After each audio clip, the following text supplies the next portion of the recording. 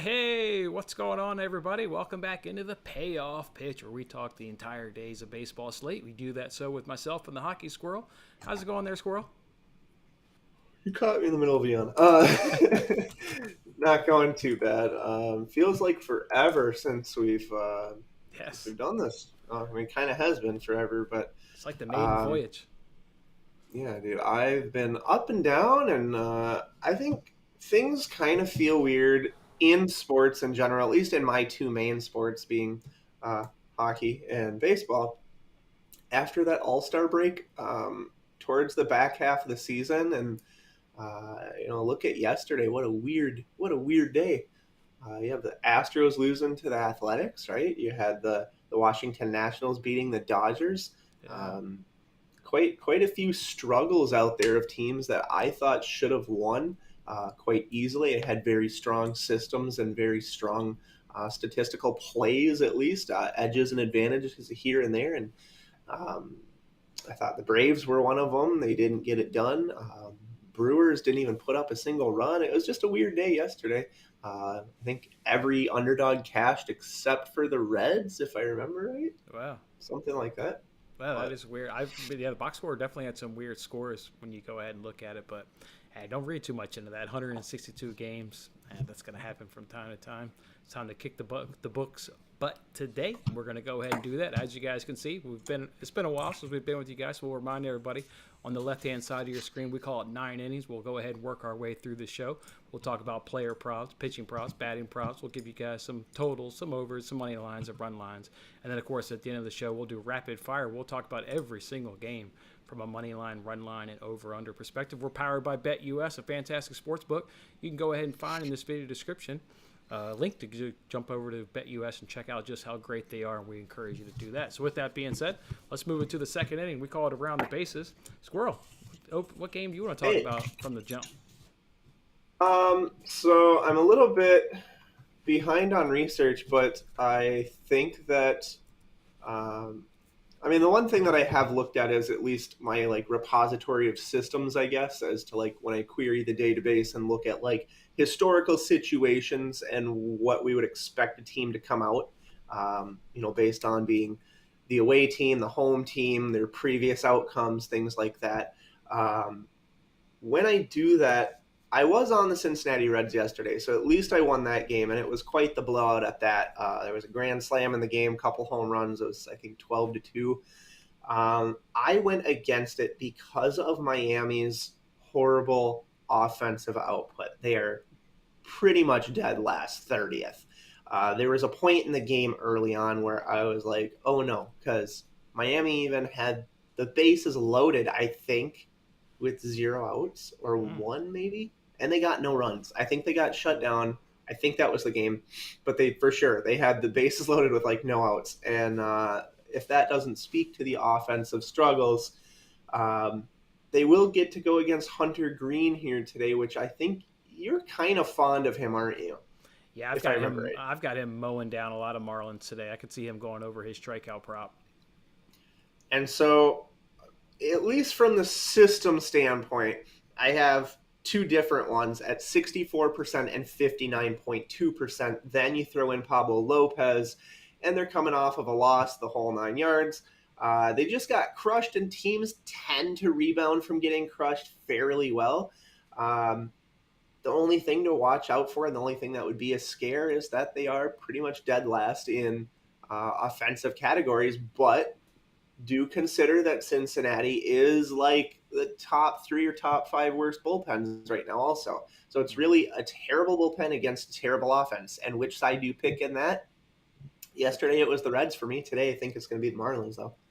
All right, so you think the Marlins can go ahead and get it done by Pablo Lopez on the bump? Good stuff right there. Let's look at this Giants versus Diamondbacks game. What about a Diamondbacks F5 team total? Only 1.5 runs, and we're getting it at almost even money at minus 105. Carlos Rodon's on the mound there for the Giants, but don't let him scare you. Back on July 4th, the Diamondbacks were able to get 4 runs off him through 5 innings pitched. We've been loving the Diamondbacks versus left-handed pitching. They're hot right now versus left-handers. Third in batting average, seventh in on-base percentage, sixth in slugging, and sixth in on-base plus slugging, and got the 11th best K and walk percentage versus left-handed pitching. It's an easy play for me because the Diamondbacks are hot versus left-handers, and they're seeing a pitcher that they saw a few weeks ago, and they were really successful off him.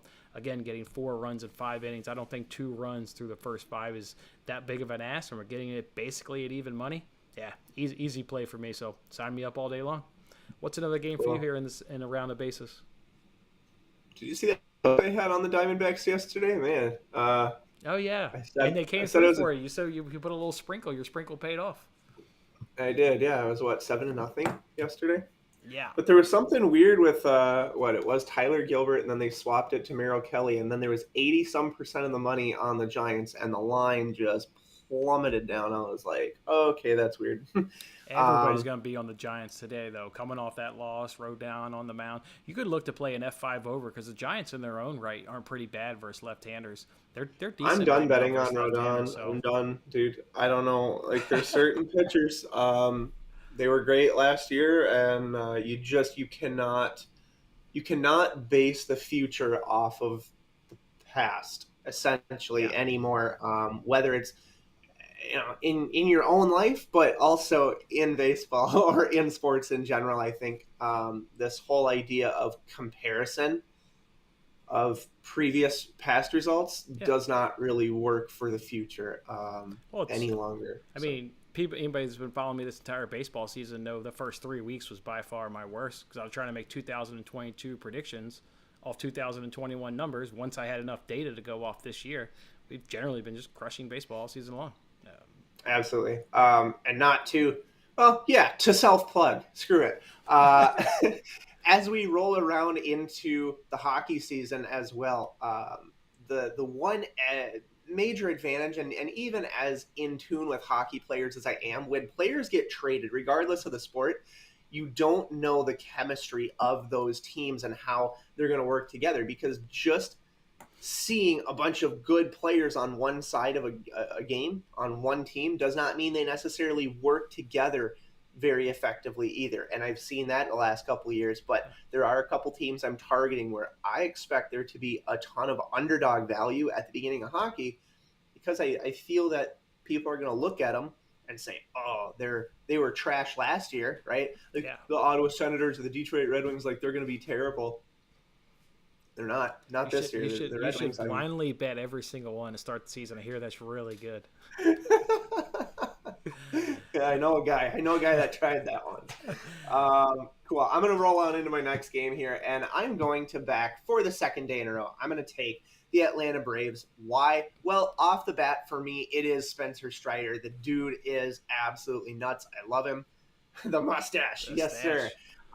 You have Aaron Nola on the other side of things, and he's okay, but I am a big Spencer Strider fan at this point after just watching a few of his games. I don't know if you've seen his last name's kind of fitting, being Strider, because the stride he has off the mound, I think they said it's like 7 feet, and then he's ripping 100 miles an hour on top of that, so the release point is significantly closer to the batter, and there's just no reaction time for him. So beyond him, the systematic approach as well would give you a 59.9 and a 59.2 on 2 different systems that I have, plus Spencer Strider. You're getting the line around minus 120. 59%, 60% roughly should be around a minus 150, and you're getting a minus 120. So that expectation versus the implied probability is off, in my opinion.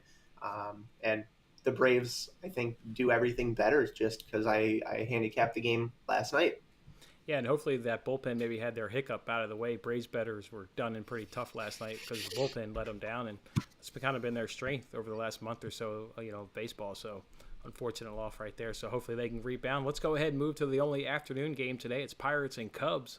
I like this Cubs F5 team total over 2.5 runs. Another one that comes in at almost even money at minus 105. I mentioned the Diamondbacks was an easy play for me. This one's another easy play. Get a lot of familiarity here with this pitcher, Bryce Wilson, on the mound for the Pirates. Already seen the Cubs twice, 3 innings pitched, 3 runs, 5.1 innings pitched, 4 runs. Boy, what god-awful numbers for him. A 6.52 ERA, a 1.65 whip, a 3.22 opponent's batting average, and a 6.9 K per nine. So you can see right there, he's not missing any bats, and guys are able to barrel him up and do a lot of damage, and the Cubs have already done that twice this season, sitting about average right now versus right-handed. I'll go ahead and take that Cubs to do some damage against a guy they know well, Bryce Wilson. Take that F5 team total over 2.5 runs at -105. We've talked long enough. Let's shut up and give these guys some pitching props. Who are you going to target today on the mound via an over or an under? Well, I'm sitting here looking at the strikeout rates per team in the last couple of weeks here. And not really surprisingly, Boston's number 1. Angels number 2. So I started looking, and I'm noticing today a lot of pitchers I've never even heard of. Are you seeing this too? Starting pitchers? Yep. Yeah. Ethan Small I'm not real familiar with. Angel Zerpa for the Royals I don't think I'm familiar with. There's just a lot of names I don't think I've really even seen. If you know any of these people. Garrett Hill. Yeah, no, the Brewers dude, is making his second appearance. I did not know this Royals guy at all. Yeah, so I'm not really probably going to back him to go against the Angels if I've never heard of him. So as for going against the top strikeout rate teams recently, that leaves you with a Keegan Thompson or George Kirby. And I think your better line of those two would be Keegan Thompson to go against the Pittsburgh Pirates, who have an insanely high strikeout rate of basically 25%. Over 4.5 strikeouts. Does that sound good to you for going against the Pirates batters with Keegan Thompson? Yeah, they strike out a ton. I was going to be on that bet, but he's already faced them now 3 times this season, or this is going to be his 3rd time. That was the only reason I laid off of it, but he should mow him down. He's been perfect against the Pirates this season. Really outstanding. Sure. Well, I'll take that then. That'll be mine. All right, let me go ahead and jump into one, and I'm going to stay with the same game here, Marlins Reds, and sorry to give this one out here, Squirrel, but I like Hunting Green to be the winning pitcher at plus 210. I think he can absolutely mow through a Marlins lineup that struggles versus right-handers, but then also strikes out a ton. The only thing that makes me nervous is that bullpen. That's why I didn't bet it, but at plus 210, I think it's well worth a look. I think they're going to hit Lopez. Obviously, I think they're going to cover a team total. I tweeted that play out a little bit earlier, but I think if the bullpen can come through, that's the only thing that makes me nervous. But at plus 210. I think he can more than outduel Lopez, just given the Marlins struggle and their high K percentage. With that being said, in that same game, Pablo Lopez under 5.5 Ks. What do the Reds do right now? They hit right-handers really well, and they're also not striking out versus right-handers at a high clip. So I think Pablo Lopez can stay under 5.5 Ks at -108. And then I think Jordan Montgomery under 17.5 outs. Look, the Mets, generally speaking, have been really strong versus left-handed pitching through the course of the season. You get the Yankees coming off an off day, so that bullpen's ready, and they got to go against Max Scherzer tomorrow. So if they're going to go ahead and think that they can win a game against the Mets, this is the one that I think they can go ahead and win. And we've already seen Aaron Boone. He gives a short leash to all of his guys. He loves his bullpen, rightfully so, one of the top in major leagues. I think Jordan Montgomery can stay under 17.5 outs against the Mets. So those are the 3 pitching props that I like today. Did you have any other ones? No, but I just found my underdog. Oh, good. What's your underdog? Roll into 4th inning. We call it long shot. Who's your long shot? It's a bit scary. I don't know if you're going to like it, but what are your thoughts or feelings on the St. Louis Cardinals if you were going to take an underdog? So the first thing that came to mind was Game 1, Royals versus Blue Jays, when the whole world was on Blue Jays because the Royals didn't have anybody because of their COVID situation. Everybody's on the Blue Jays today for the same reason, because there's no Arenado and there's no Goldschmidt because of COVID. I've been burned once by that strategy. I'm not getting burned by that again. I wouldn't want and then also I think maybe the Blue Jays learned their lesson. They took the Royals for granted because they didn't have anybody in their lineup, and they let that one game of that series slip. It was in Game 1. I don't think the Blue Jays make the same mistake. I think they learned their lesson. Even if you took the plus 1.5, you're basically getting even odds, but a plus 185, I think, maybe too much. I mean, you're not getting their 2 best players. I mean, you know what I mean? What's up? You're not getting their 2 best players. That alone is enough to probably scare me. I guess. But I don't know. Like, for underdogs otherwise, though. If I've already taken Keegan Thompson against the Pirates, and I don't, I know how much they strike out, so I don't want that. I don't want Spencer Watkins against McClanahan and the Rays in any capacity. Right. I'm already on the Braves, so I'm not taking the Phillies. I mean, the Mets and Yankees is priced pretty much. It's coin flippy, I think. Okay, I'm on the Mets. That's my long shot of the day. Look, they hit Okay. left-handers, like I've said. There's no reason why they can't hit Jordan Montgomery. He doesn't overpower anybody. Yankees are struggling right now versus right-handers. I think the Mets is a good spot. Bullpen-wise, the Yankees they've had their best reliever go down a few weeks ago. Then they just had to put King on the DL. I think it was late last week. He hit the DL, so they're losing some of those good bullpen arms. I think the Mets can do it. They've had a lot of success this season versus left-handers. We've backed them a ton. I had the Mets at even money as my best dog of the day. Okay. Cool.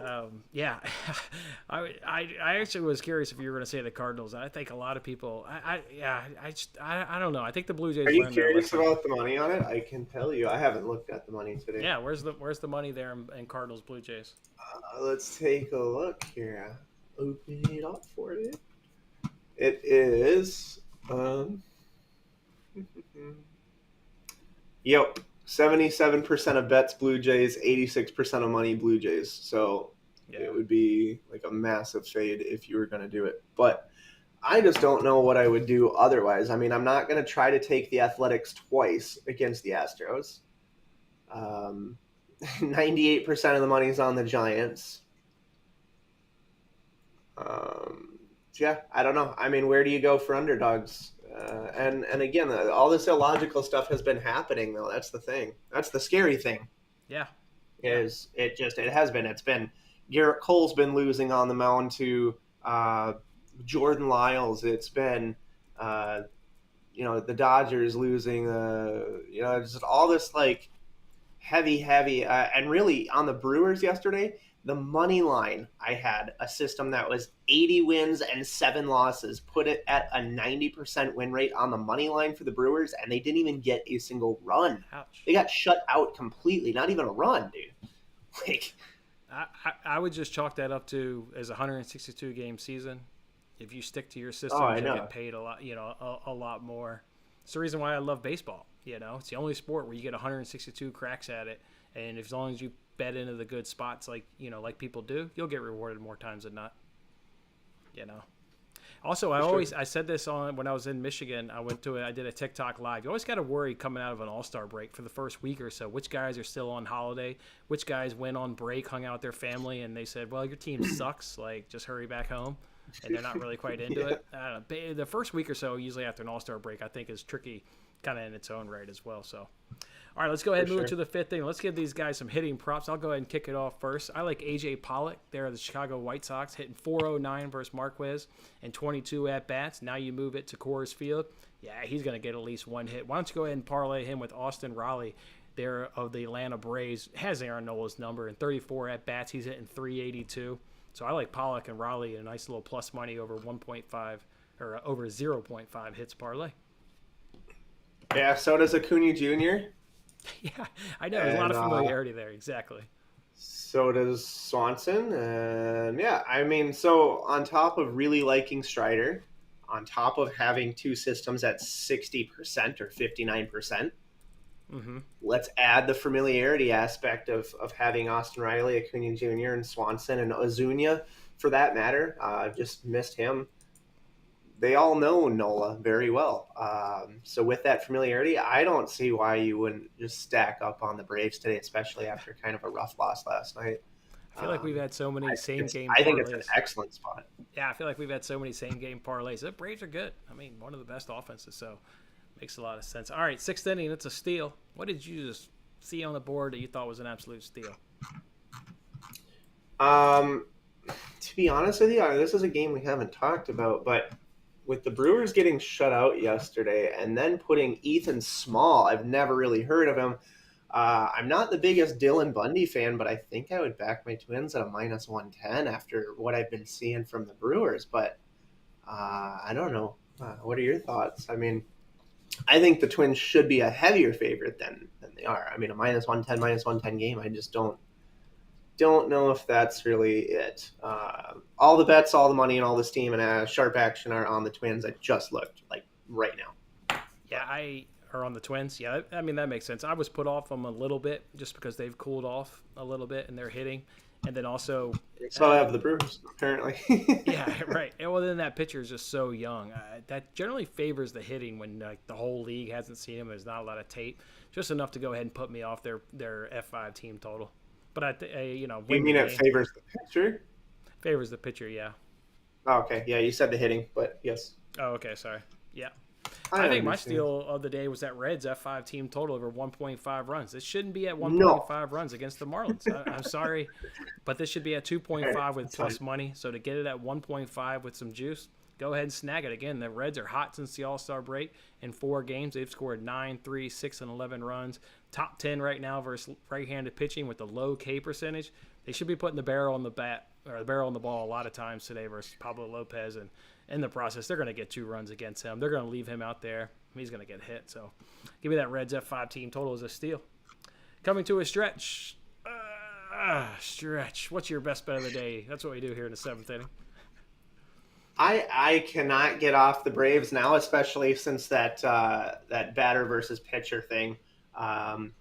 Strider is just too good after a loss yesterday. Minus 120. I would go so far as to say that for me may well be a 2-unit play today. So I will go ahead and say I'll put 2 units on the Braves at minus 120. All right. Or any better price that you're finding. I don't know. I'm only looking at one book, but all right, let's go Braves. For my best bet, I'm doing the Blue Jays F5 team total over 2.5. Look, first, right-handers, there's no better team. They come in number 1 in average, on-base percentage, slugging, and on-base plus slugging versus right-handers. And they have the 3rd best K percentage. You're getting this guy, Andre Plant, or whatever his name is, reliever turned starter. His month of July has been absolutely poo-poo on a stick. 14.1 innings pitched, 25 hits, 13 runs, 3 home runs. Yeah, bad recipe to be running into the number 1 team. This team loves the Rogers Center. They play significantly better at home. It's a no-brainer play. I think they'll light this kid up. So F5 team total for me, over 2.5 runs at minus 130. 8th inning, double play. It's time to give these guys a parlay of the day. What 2 teams were you able to put into a parlay? I would like to hear yours first, if that's all right, man. Yes, I will go ahead and give my parlay first. So I've got the Rays over the Orioles. I just love McClanahan and obviously Spencer Watkins. Look, he went against these Rays earlier this season, gave up 3 runs, and I know he left the game due to a little injury, but McClanahan over Spencer Watkins, don't even think twice about that. And then I'm going to go to a matchup yesterday where I was on the Tigers, but there's no left-hander on the mound today. So I'm going to be back on those Padres today. So if you do a Rays-Padres moneyline parlay at plus 135, and if you're getting greedy, you want to go ahead and dump in the Dodgers. They've got all the advantage over the Nationals. You can bump it up to 229, but not a big parlay guy, so I'll keep it at 2 legs at Rays-Padres at plus 135. So one leg for sure that I want is going to be the Houston Astros. Just because it's hard for him to not only lose twice, but I don't know. I don't know what happened yesterday. I didn't watch that game, really. But Houston Astros at a minus 165 parlayed with something. I don't know. I don't really want the Giants at a minus 190.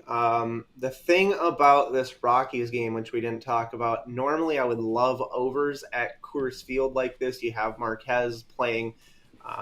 But is it Kopech? Is that how you say his last name for the White Sox? Right. He's not a lefty. I would love lefty versus lefty matchups at Coors Field for overs. So I don't think I would play that one. I'm gonna get to I mean, that. if I'm already in for 2 units on the Braves, I don't want to make another parlay on it. Smart man. Astros and something. I don't know. Dodgers then. Dodgers have all the advantage over the Nationals. All of them. Sure. That Nationals team's going to trade their best player. They've all given up. They know their best player is walking out that door. I know they won yesterday. Josiah Gray. Josiah Gray is terrible. All he's going to do is get a lot of strikeouts, but he's going to give up a ton of hits in the process. Plus 126 then for that, if those are the 2. Astros and Dodgers. Astros and Dodgers. All right, I will touch on 9th inning. We go ahead and reveal all of our bets, and then we'll get into a rapid fire. I'll go first because you mentioned that White Sox won Rockies game, and I didn't talk about it here in the rundown, so let me justify that pick right there. Diamondbacks F5 team total over 1.5 at minus 105. Do that Cubs F5 team total over 2.5 at minus 105. Reds F5 over 1.5 at minus 145. Blue Jays, best bet of the day, over 2.5. And White Sox Rockies. Here's the reason why I like this bet. Both of these teams versus right-handed pitching are in the top 5 right now. Versus right-handers pitching. Kopech, home and away splits. Opponent's batting average is 150 at home, 231 on the road. That's not going to be good when he's walking into Coors Field with those home and away splits. Marquez's can obviously get hit. Obviously, at Coors Field, all those pitchers' numbers are generally inflated for obvious and good reason. So, yeah, I think two really, really hot offenses right now versus right-handers. So, I could not come off that F5 over bet. So, love that one right there. And then I'm adding in 2 soccer plays. I haven't quite tweeted them yet. They came together as I was kind of finished payoff pitch, and Squirrel and I were hanging out. You can go ahead and get Sheriff's team total over 1.5 goals at plus 105. And then in that Shamrock Ludogorets game, both teams will score at minus 105. And I'll tweet those after the show, but wanted to give those out to anybody who was on the payoff pitch. So there you go. 2 soccer bets to go along with some baseball. So listen to this, dude. The Braves, beyond the 2 systems that I have already at 59% for them, in 2022, when the Braves have lost their previous game, they're winning their next one, 28 wins, 11 losses for 71.8%. So just coming off of a loss, they're 28-11. Wow, okay. Which is pretty incredible. Yeah. So that would be today with one of my favorite pitchers, a lot of familiarity in the batters, systems, the whole 9. I think it's a great play at minus 118, and I think it's so good that I will give it out as a 2-unit play. And then the Marlins money line, I'm against you here, and really, as I said, it's the battle of a terrible bullpen against a terrible offense, and really pretty much on opposite sides of the spectrum there, right? Like, yeah, just can't hit the ball, but getting hit pretty hard. Both sides there. So I will go ahead and take the Marlins coming off of their blowout loss yesterday as well, with Pablo Lopez on the mound. I think you've got a nice pitching advantage in that Braves-Phillies game. Nobody's really – Strider's only gone against the Phillies once, 2.2 innings pitched, 5 Ks.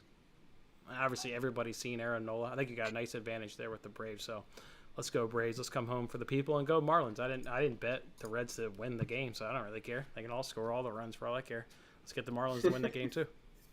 All right, let's go ahead and pull up BetUS. Let's pull out some live lines. Of course, we do rapid fire. We'll talk about all these games from a money line, run line, and over-under perspective. We've got one day game today. It's Pirates and Cubs. BetUS is showing me an over-under of 8.5.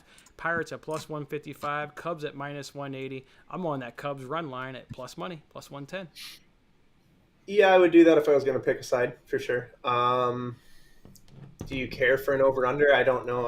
It would be played in your town, so I don't know what the wind is doing today there, but if that's a factor in it at all. The total is dropping. It was at 9, now it's at 8.5, so I'm assuming the wind's blowing in. Yep. All the sharp action money is on the under. I was just going to mention that. So, yeah, if the game's going to be a lower score, does that scare you on the run line at all? Nah. Needing to win by 2. No? Keegan Thomas has dominated these Pirates, and the opposite is with Bryce Wilson. The Cubs have owned him, so I ain't worried about it.